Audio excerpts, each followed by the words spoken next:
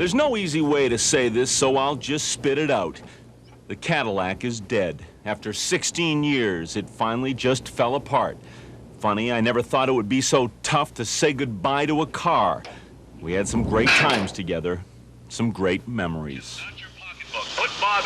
I remember the Cadillac had a very prominent role in my battle against George Mitchell back in '88. We might have won that race if I hadn't run out of gas money. I need your vote. I only have $200. Then there was the time we went all the way from Kittery to Camden in search of the perfect lawn ornaments.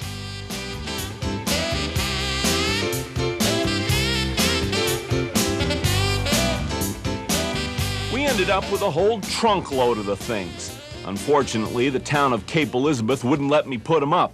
They didn't like the idea of lawn ornaments. Come to think of it, they didn't think much of that Bob's Angels segment that I used to run either.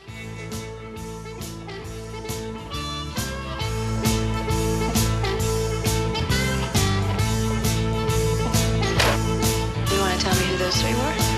I don't know. They just came with a car. It hasn't been all fun and games with a Cadillac. It used to break down quite a bit. Mike Sharon was my head mechanic. His prognosis usually went something like this. It's kind of like pay me now or pay me later, and later is now. It may have cost me a fortune, but I always got the Caddy back on the road. You see, I loved that car. Maybe that's why my wife hated it so much. Look at this rust. Can you believe this? One of these days we're going to slam on the brakes and the body is going to fly right off the chassis. I can't believe this car. Look at this.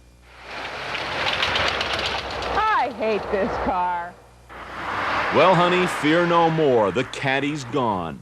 No more picnics on the waterfront, no more Elliott Spade, and no more of that Halloween ghost-busting business.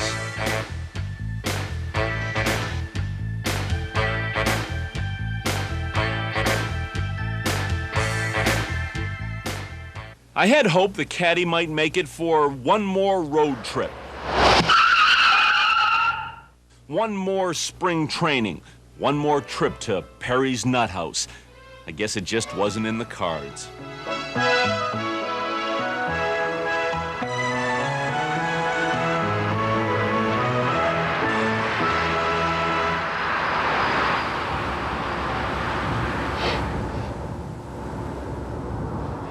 So anyway, here I am, left with an old car, some memories, and a future that looks pretty bleak. I mean, where will I go? What will I do? I know they say time heals all wounds, except with rust, and it just makes that worse.